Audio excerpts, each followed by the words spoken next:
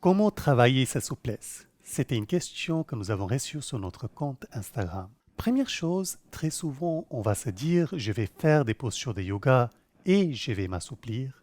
C'est vrai que c'est un des effets secondaires, cependant, dans les postures de yoga, on essaye d'utiliser la souplesse que nous avons déjà acquis.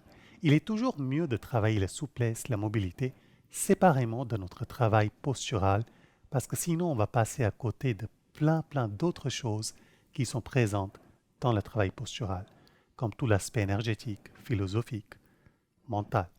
En ce qui concerne la souplesse, il y a plusieurs choses qui jouent sur nos muscles.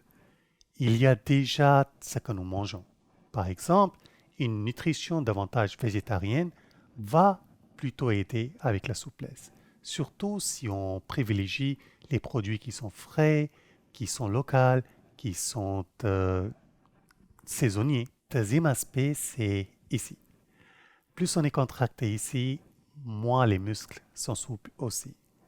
Et donc, notre hygiène de vie ne peut rester assis trop longtemps, ne pas trop se stresser, prendre soin de soi, tout cela va aussi impacter notre souplesse, tout comme la qualité de notre sommeil. Mais aujourd'hui, parlons d'une manière beaucoup plus pragmatique, parlons des divers exercices que nous pouvons faire. Si vous cherchez comment s'assouplir sur l'Internet, vous trouverez plein de diverses techniques.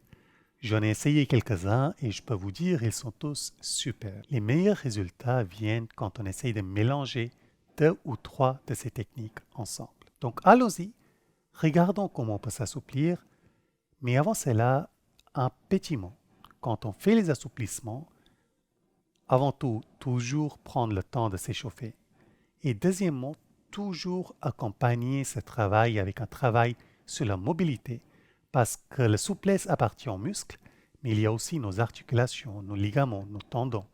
Et il est important de s'occuper de ces aspects aussi. Sinon, on peut facilement se blesser. Donc, allons-y, regardons comment on peut utiliser quelques mouvements pour travailler notre souplesse. Et on va le faire sur les ischios pour démarrer. Donc, Christelle, si tu peux juste placer un pied devant l'autre. L'idée ici, c'est d'utiliser d'abord le mouvement et ensuite les techniques d'étirement. Donc, première chose, on va aller là où on est confortable, mais on ressent un léger étirement au niveau de notre ischio quand même. De là, on va simplement expirer, plier un peu plus, inspirer, revenir. Expirer, plier un peu plus, inspirer, revenir. Expirer, plier, inspirer, revenir. À regarder, le mouvement est en train de venir du bassin, des hanches. Il ne vient pas du tout du dos. Le buste, il reste stable. De là, une fois on fait une dizaine de mouvements, continue Christelle.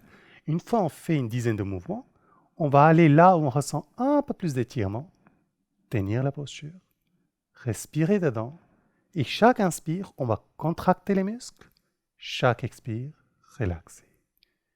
Inspire, contracter l'ischio là en l'occurrence, expirer, relaxer. Faites cela 3-4 fois et de nouveau, d'ici, on va essayer d'approfondir avec les mouvements dynamiques. De nouveau, 5-10 fois en dynamique. Et puis finalement, on tient, on reste et on expire dans l'étirement comme si avec chaque expiration, chaque muscle se détendait. Chaque articulation, chaque ligament, chaque tendon se relaxait. Essayez ces techniques et vous nous direz si ça vous aide. Ça va de soi que là, on a parlé des ischios, mais vous pouvez le faire sur n'importe quelle partie du corps en ce qui concerne la souplesse. Namaste.